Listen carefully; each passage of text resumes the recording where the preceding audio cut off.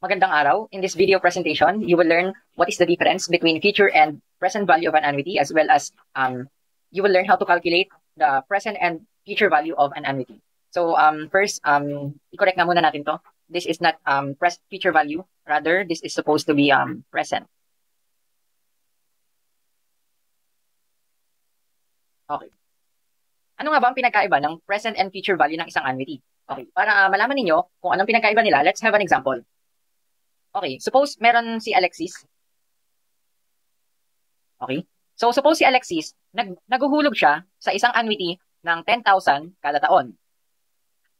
At sa loob ng 10 years, so in 10 years, okay, ang total na hinulog niya ay, so 10,000 times 10, yan ay 100,000 pesos. Medyo palitin ko to. Okay, so itong 100,000 pesos na to, yung kabuuang hinulog niya, ito yung tinatawag natin present value. Okay, for example, after niyang mabayaran yung annuity, ngayon, makakatanggap na siya ng pera, yung parang pension. So for example, ang natatanggap na niya ay 15,000 per year. Nagbayad siya ng 10,000 per year, ngayon, nakakatanggap na siya ng 15,000 per year. So kung makakatanggap siya ng 15,000 kada taon sa loob ng 10 years, therefore, ang kabuuang matatanggap niya ay 15,000 times 10, that is 150,000 pesos. Ngayon, itong 150,000 pesos na ito yung tinatawag nating future value. Okay. So, yung present value, ito yung without rate. Okay po? Walang rate yan. Ang future value naman, dito, idinagdag na natin yung rate. Okay? So, in short, kapag sinabi nating present value, ito yung kabuuan ng hinulog natin. So, total, hulog. At kapag yung future value naman, okay, pagpasansyahan nyo na yung sulat ko. Ito yung total na na-receive ninyo. Total receive. Okay po? Okay. Sa pagkuha ng present and future value ng isang simple annuity, ito yung ginagamit nating formula, wherein yung J is equal to R over M. Okay? Yung R, yun yung interest rate natin, at yung M, ito yung number of conversion. At yung N naman, ay nakukuha sa pamamagitan ng pag-multiply ng conversion or yung compounding period times the time. At mas complicated naman ang formula para sa general annuity. Okay? Yung M sub 1 dyan, yan yung payment interval, at yung M sub 2, yun yung compounding period. Okay, without further ado, let's try to solve this one. Example number 1. Okay? First, i-identify nga muna natin kung ito ba ay simple or general annuity. So sabi dito, Maria is saving for her child's education and she has decided to invest into a savings account at the end of each month. Okay, take note, at the end of each month. She wants her child to receive 5,000 per month for the next 5 years. If the rate of the annuity is at 6%, how much should she invest in total for her daughter to receive 5,000 per month? Actually, nagkamali ako dito. Dapat yung interest ay compounded quarterly. Monthly. Okay? So, dahil parehas yung payment interval at saka yung compounding period natin, that is an example of a simple annuity. Now, isulat nga muna natin yung mga given. So, ang given dyan, okay, monthly yan. So, yan yung M, monthly. So, ang M natin ay 12. Now, yung 5,000, yan yung R natin. R is equal to 5,000. For the next 5 years. So, ang T natin or yung term ng annuity is equal to 5. If the rate of the annuity is at 6%, so ang R ay 0.06. Okay, how much should she invest in total for her daughter to receive 5,000 per month? Ngayon, ang tinatanong dito, magkano daw yung kabuuang dapat ihulog ni Maria? Okay, so ang tinatanong dito yung present value. Okay, bago natin magamit yung formula sa present value, may mga given or may mga information pa tayo na dapat kunin. Yung una dyan, yung J natin, ang J is equal to the interest rate divided by M or 0.06 divided by, ang M natin ay 12. So, if we divide that, 0.06 divided by 12, yan ay 0.005. Ngayon, ang makikita nyo sa calcu na lalabas, malamang yung iba sa inyo, ang lalabas ay 5 times 10 raised to negative 3. Okay? Ngayon, parehas lang yan sa 0.005. Paano nga ba natin yan kino-convert sa decimal? Okay, mag-focus tayo dito sa 5. Ang point sa 5 ay nandito sa after niya. Okay? So, dahil negative 3 to, mag-move tayo sa left ng 3 beses. So, 1, 2, 3 point. So, 0, 0. Okay? Ganun po mag-convert from exponential to decimal. Okay, buburahin ko na to. Next, ang susunod na kukunin natin ay yung n. At ang n is m times t. Ang m natin ay 12 at ang term natin or time is equal to 5 years. So 12 times 5, that is 60. Okay, so we are now ready. Gamitin na natin yung formula para sa present value. Ang present value is equal to r times the quantity of 1 minus 1 plus I raised to negative n all over I. Okay, so i-substitute natin yan. Ang R natin ay 5,000 pesos. At ang I natin ay 0.005 raised to negative n or ang n natin ay 60 divided by 0.005. Okay, so pag ikakalki natin yan, ang makukuha natin dapat ay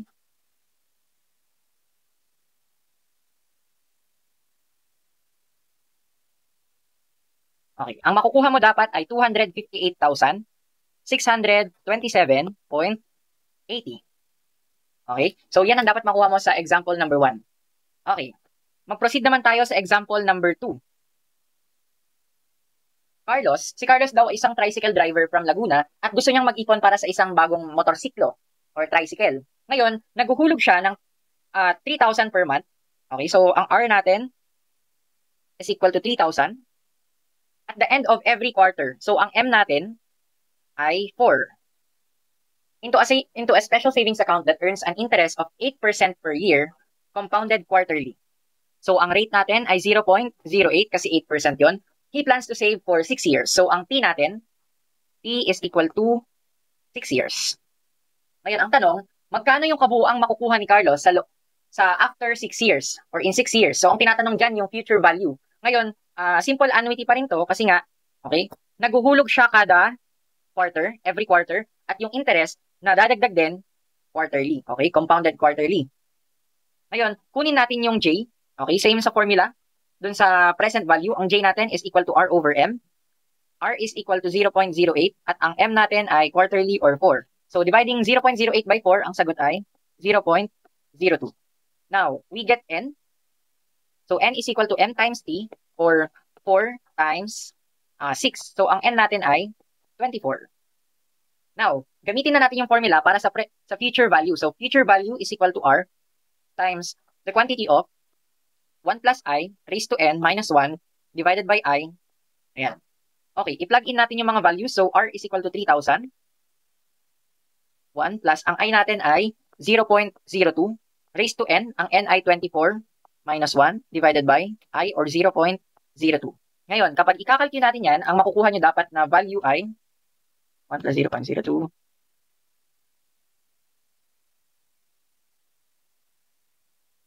Okay, dapat ang makukuha ninyo ay 91,265.59. Okay, so rounded to the nearest 2 decimal places. So kung si Carlos ay nag-iipon ng 3,000 o nagde-deposit ng 3,000 kada 3 buwan, so in the future, ang kabuuan na matatanggap niya ay 91,265.59.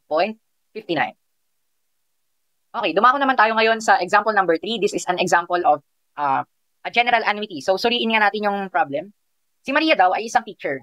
Kapag na-reach na niya yung retirement age, gusto niya nang makatanggap ng 10,000 pesos per month for a period of 15 years. So, dito sa general annuity, meron tayong dalawang M. Okay? Ang M sa buwan natin, yun yung payment interval. Payment interval. So, kung kailan siya naguhulog. So, sabi dito, gusto niyang makareceive ng 10,000 per month. Therefore, ito ay monthly or 12. Ngayon, for a period of 15 years. So, ang time natin, T is equal to 15. At yung R, okay, nakalimutan ko, ang gusto niyang matanggap kada buwan ay 10,000 pesos. So, R is equal to 10,000. If an insurance company offers her an insurance with 12% rate, so ang R natin na maliit is equal to 0.12. Compounded quarterly. Okay, so yung M sub 2 natin, ito yung compounding period.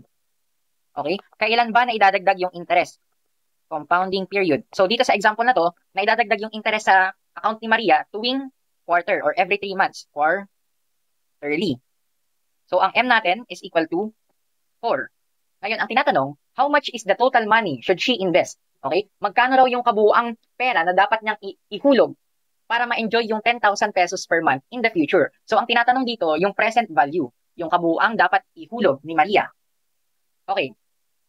Kunin muna natin yung N. Okay? Ang N ay nakukuha by multiplying M sub 1 times T. Ang M sub 1 natin ay 12 at ang term natin ay 15 years. So, 12 times 15, that is 180. Now, ito yung pinakamahirap. Ito yung I. Kunin natin yung I. So, ang formula for I is 1 plus R raised to M sub 2. 2 yan. Divided by M sub 2 raised to the power of... Oh, sorry. Ihiwalay ko na nga lang to. Sorry. Ulitan ko. Medyo ibaba ko lang. So, I is equal to 1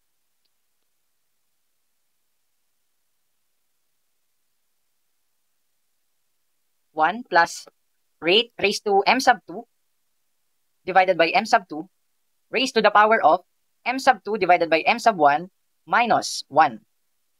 Okay, so i-plug natin yung mga values. I is equal to 1 plus, ang rate natin ay 0.12 raised to M sub 2. Ang M sub 2 ay 4 divided by M sub 2 or 4 raised to M sub 2 divided by M sub 1. So yan ay 4 divided by 12 minus 1. Ngayon, ang dapat na makuha mo dito, okay, ang makukuha mong sagot dyan ay 1 plus.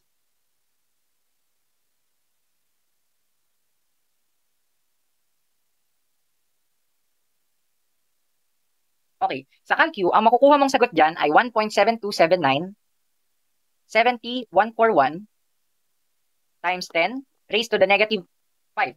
Okay? So, in decimal, yan ay, okay, naka-raise siya sa negative 5. Ibig sabihin, mag-move tayo ng decimal ng 5 beses. So, nandito yung point natin. So, 1, 2, 3, 4, 5, point. 0. So, punan natin ng 0 yan. 0, 0, 0, 0. Therefore, ang I natin ay 0.4 na 0, 17279, 70141. Okay, nakuha na natin lahat ng dapat kunin. Now, gamitin na natin yung formula for the present value. Okay, ang formula natin ay parehas lang din dun sa formula ng simple annuity para sa present value, pero imbes na J ay ang gagamitin natin. So, P is equal to, zoom natin, P is equal to R times the quantity of 1 minus 1 plus J, I raised to negative N all over I. Okay, so plugging in the values, ang R natin ay, magkano? Ang R ay 10,000 pesos.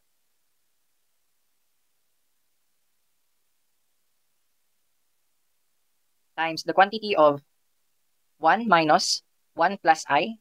Ang I ay 0.00001727970,141. Raised to negative N or yan ay negative 180. Oops, masyadong.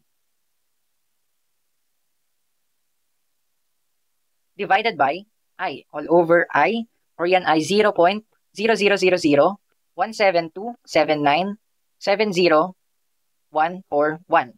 So kung ikakalculate natin yan, ang dapat na makuha ninyo ay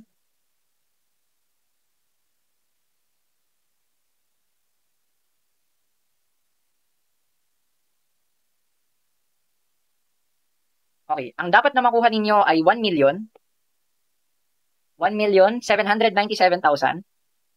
Oops. 797,188.09. Okay?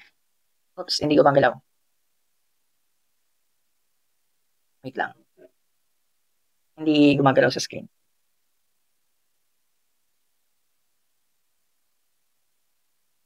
Nawala.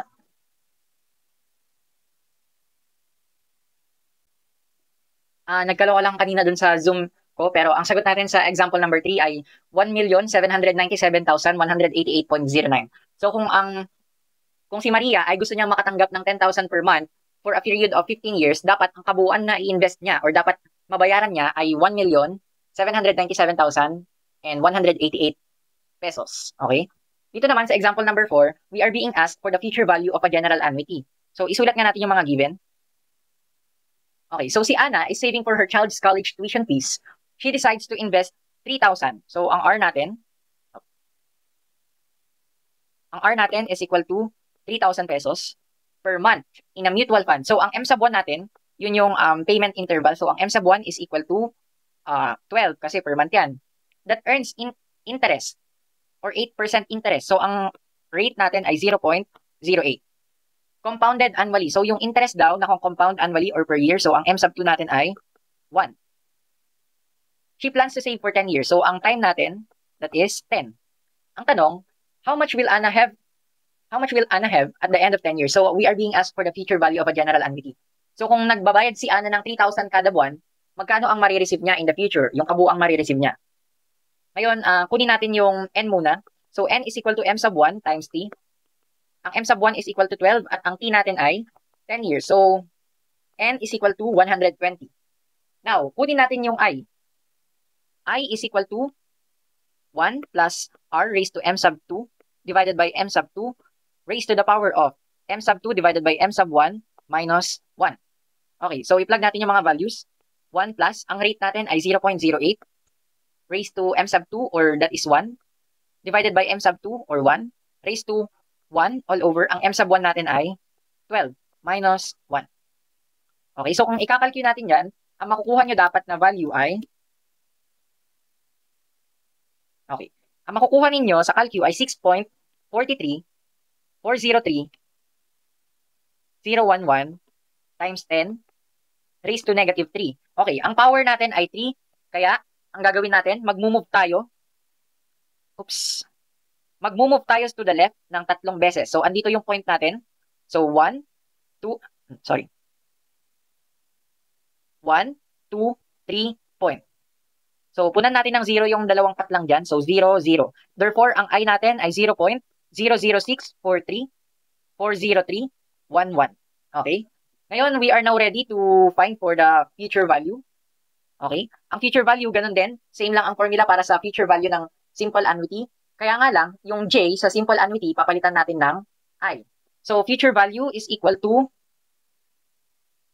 R times the quantity of 1 plus J raised to N minus 1 divided by J.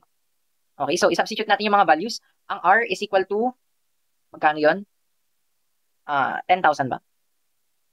3,000.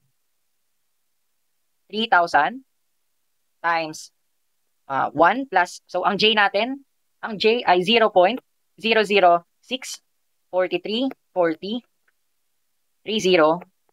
Raised to, ang N natin is equal to, ilan yung N natin? 120. Okay. Raised to 120 minus 1. Okay. All over, yung I natin, ay J pala, rather, J. Okay, so copy lang natin to 0.00643403011. Okay, so i-calculate natin yan sa calculator natin. Ang makukuha nyo dapat na sagot ay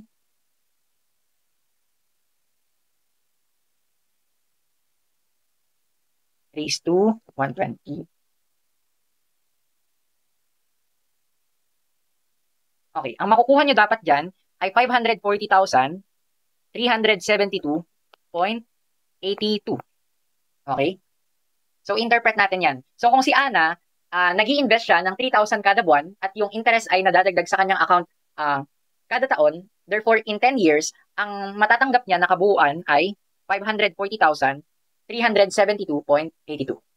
Okay? So, dyan lang nagtatapos ang ating lesson about future and present value of a general annuity. Goodbye and maraming salamat.